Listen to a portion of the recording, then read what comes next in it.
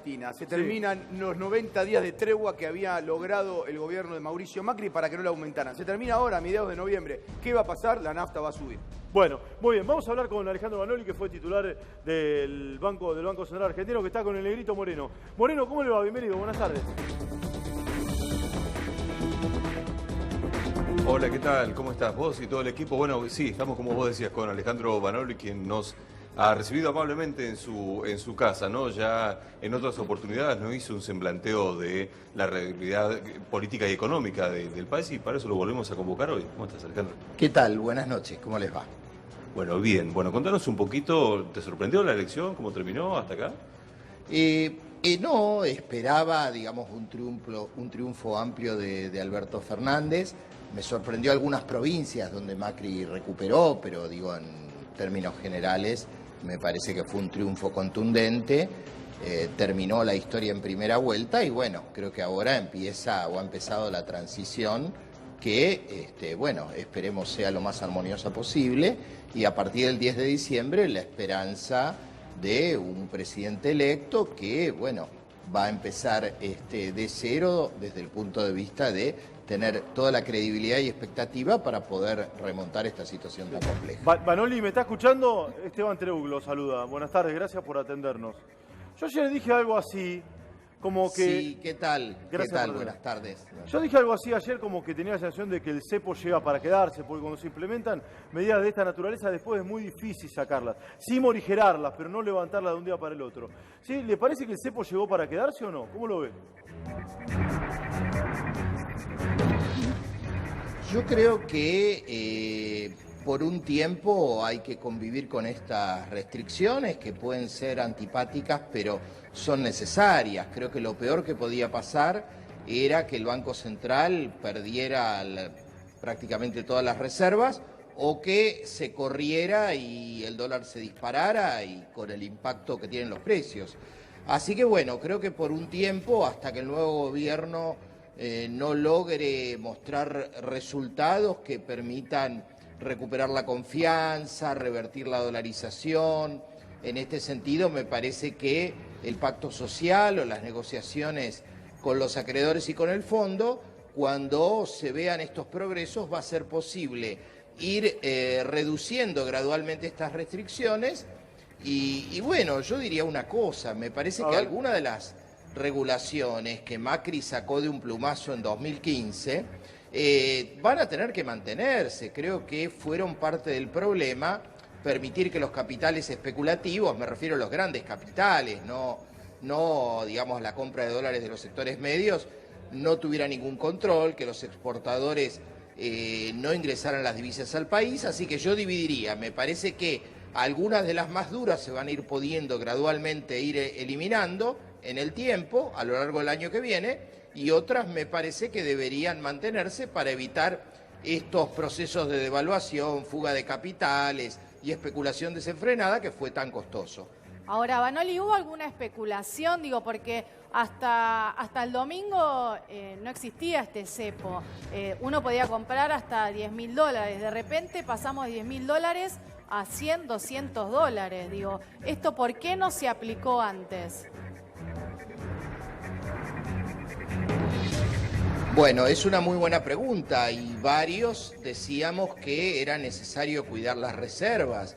Si el gobierno de Cambiemos hubiera adoptado alguna medida quizá no tan drástica como la que implementó en el pasado, bueno, no se hubiera permitido una fuga de capitales. Desde agosto para acá se perdieron 23.000 millones de dólares de las reservas. Prácticamente la totalidad de lo que el Fondo Monetario Internacional le prestó al gobierno de Cambiemos se fue por la fuga de capitales. Así que lamentablemente, por una cuestión de una mirada ideológica muy miope y por otro lado también desde las perspectivas de gobernar solo para los sectores financieros que tuvo este gobierno, solo así se puede explicar que recién cuando la situación se volvió gravísima, el gobierno actuó. ¿Macri fue miope, acaba de decir, en materia económica o su gestión fue miope?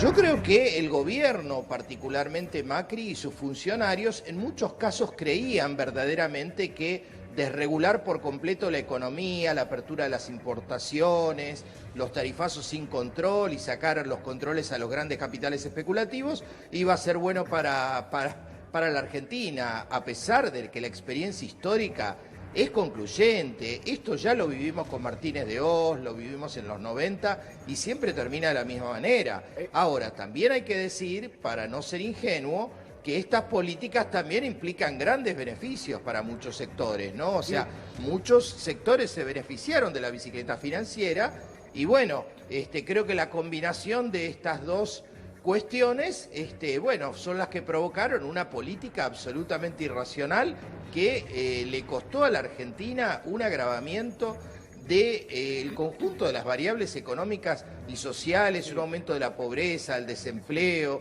la duplicación de la inflación. Bueno, creo que la población hizo un voto castigo y esperemos que estas políticas que tanto daño nos causaron no vuelvan a ser aplicadas. Alejandro, ¿cómo te va? Ernesto Adida te habla.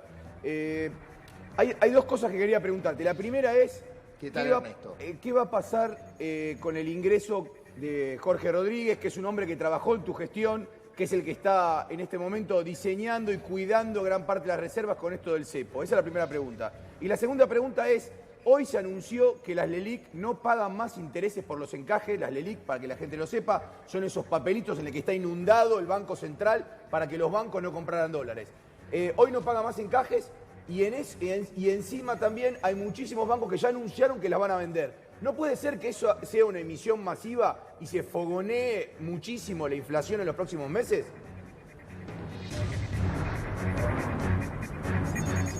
Bueno, en primer lugar, yo lamento que el gobierno actual haya prescindido de un funcionario como Jorge Rodríguez, que era un funcionario de carrera de 30 años del Banco Central, que es el que más sabe de las normas cambiarias en Argentina y que en la gestión de Sturzenegger en 2016 lo echaron y ahora lo tuvieron que convocar de apuro para tomar medidas que, vuelvo a decir, yo no hubiera querido aplicar, pero en un contexto donde la alternativa era una hiperinflación o vaciar el Banco Central, bueno, esto es el menor de los males, siendo un mal. Así que bueno, creo que convocar o que el próximo gobierno mantenga funcionarios que saben de su temática me parece vital, sea quien sea. Y respecto al tema de las LELIQs, bueno, por cierto, ¿no? Pasamos de un extremo al otro. Claramente la especulación financiera que le permitió a los bancos ganar una altísima tasa de interés con la tasa de las LELIQs forma parte del problema.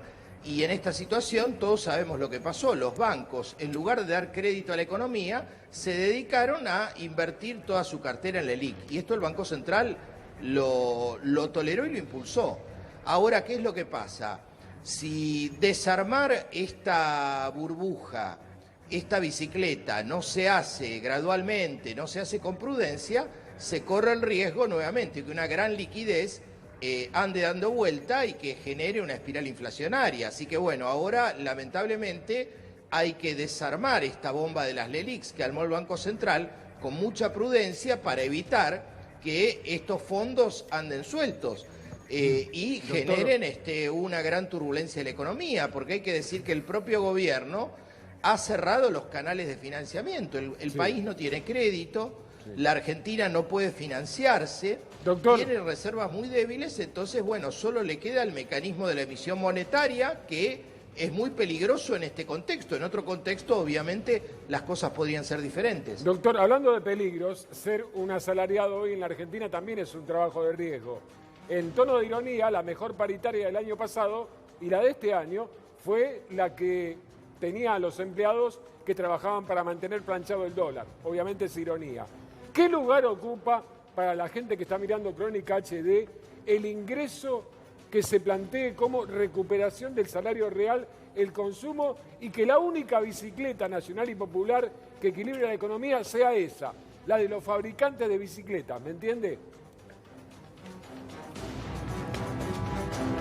Sí, entiendo perfectamente. A ver, yo creo que la prioridad absoluta del gobierno entrante tiene que ser el hambre, tiene que ser la situación social, tiene que ser recuperar los ingresos de los trabajadores, de los jubilados, de quienes reciben una asignación social. Y esto tiene que ver con una cuestión de justicia, pero a su vez tiene que ver con volver a poner la rueda de la economía en movimiento. Es decir, el verdadero riesgo país es que a la gente no le alcanza la plata, y esto es lo que genera esta recesión que está generando una gran inestabilidad en la economía. Entonces, cuando dejemos de gobernar pensando en los mercados y pensemos más en los mercados reales y pensando más en la gente, vamos a volver a poner la economía de pie, va a aumentar el empleo, va a aumentar el trabajo, va a aumentar la producción, y también, para quienes siguen la cuestión financiera, la experiencia histórica marca que cuando a la economía real le va bien, ahí mejora la recaudación, se soluciona el tema del equilibrio fiscal, mejoran los equilibrios económicos. Creo que haber puesto el carro delante de los caballos es lo peor que pudo haber hecho el gobierno, y espero entonces en esa línea de prioridades que el nuevo gobierno, como lo ha anunciado, ponga en marcha la emergencia alimentaria y la recuperación del salario en forma gradual y paulatina, pero atendiendo sobre todo a quienes más lo necesitan. Vanoli, en los últimos 4 años, ¿cuál fue el peor presidente del Banco Central?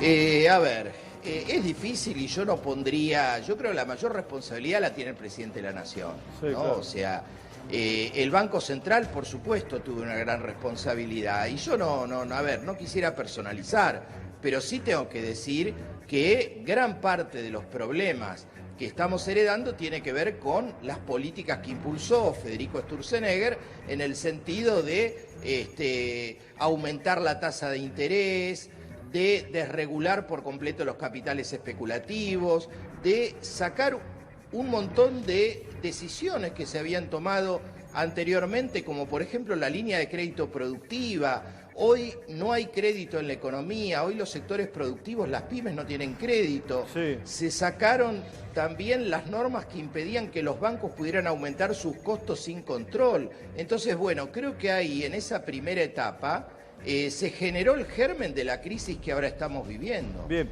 Vanoli, es un gusto hablar siempre con usted. Gracias por habernos recibido en su casa, y la seguiremos obviamente en otra oportunidad. Ha sido muy amable, Vanoli.